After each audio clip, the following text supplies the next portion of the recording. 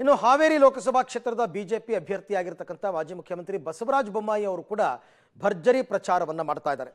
2047ಕ್ಕೆ ಭದ್ರ ಬುನಾದಿ ಹಾಕುವ ಸದೃಢ ಭಾರತ ಕಟ್ಟುವ ನಿಟ್ಟಿನಲ್ಲಿ ಪ್ರಣಾಳಿಕೆ ಬಿಡುಗಡೆಯಾಗಿದೆ.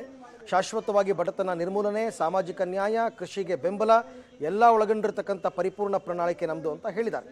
ಜನರಿಂದನೇ ಅಭಿಪ್ರಾಯ ಸಂಗ್ರಹಣೆ ಮಾಡಿದ್ದೀವಿ, ಜವಾಬ್ದಾರಿಯಿಂದ ಪ್ರಣಾಳಿಕೆ ತಯಾರು ಮಾಡಿದ್ದೀವಿ, ಮೋದಿ ಗ್ಯಾರಂಟಿ ಶಾಶ್ವತ ಗ್ಯಾರಂಟಿ ಅಂತೆಲ್ಲ ಹೇಳಿದ್ದಾರೆ. ಭಾರತವನ್ನು ಅಮೃತ ಕಾಲದಲ್ಲಿ 2047ಕ್ಕೆ ಅತ್ಯಂತ ಸದೃಢ ಭಾರತವನ್ನು ಕಟ್ಟುವಂಥ ಭದ್ರ ಬುನಾದಿ ಹಾಕುವಂಥ ಒಂದು ಪ್ರಣಾಳಿಕೆ ಮತ್ತು ಶಾಶ್ವತವಾಗಿ ಬಡತನ ನಿರ್ಮೂಲನೆ, ಶಾಶ್ವತವಾದಂಥ ಕೃಷಿಗೆ ಬೆಂಬಲ ಮತ್ತು ಸಾಮಾಜಿಕ ನ್ಯಾಯ ಇವೆಲ್ಲ ಒಳಗೊಂಡಿರುವಂಥ ಒಂದು ಪರಿಪೂರ್ಣವಾಗಿರುವಂಥ ಒಂದು ಪ್ರಣಾಳಿಕೆ ಇದೆ.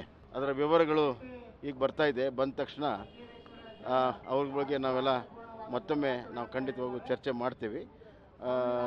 ಜನರ ಬಳಿನೂ ತೊಗೊಂಡು ಹೋಗ್ತೀವಿ. ಜನರಿಂದ ಅಭಿಪ್ರಾಯ ಪಡ್ಕೊಂಡೇ ಈ ಪ್ರಣಾಳಿಕೆ ಆಗಿದೆ. ನಾವು ಅಧಿಕಾರ ಮಾಡಿ ಮುಂದೆ ಅಧಿಕಾರ ಬರುವಂಥ ಪಕ್ಷ ಇದೆ. ಜವಾಬ್ದಾರಿಯಿಂದ ನಾವು ಪ್ರಣಾಳಿಕೆಯನ್ನು ಮಾಡಿದ್ದೇವೆ. ಯಾರಿಗೆ ಅಧಿಕಾರ ಬರೋದಿಲ್ಲ ಅವರು ಬಹಳ ಬೇಜವಾಬ್ದಾರಿ ಪ್ರಣಾಳಿಕೆಯನ್ನು ಮಾಡಿದ್ದೇವೆ. ಅದರಿಂದ ಇದಕ್ಕೆ ಹೋಲಿಸೋದು ಸರಿಯಲ್ಲ.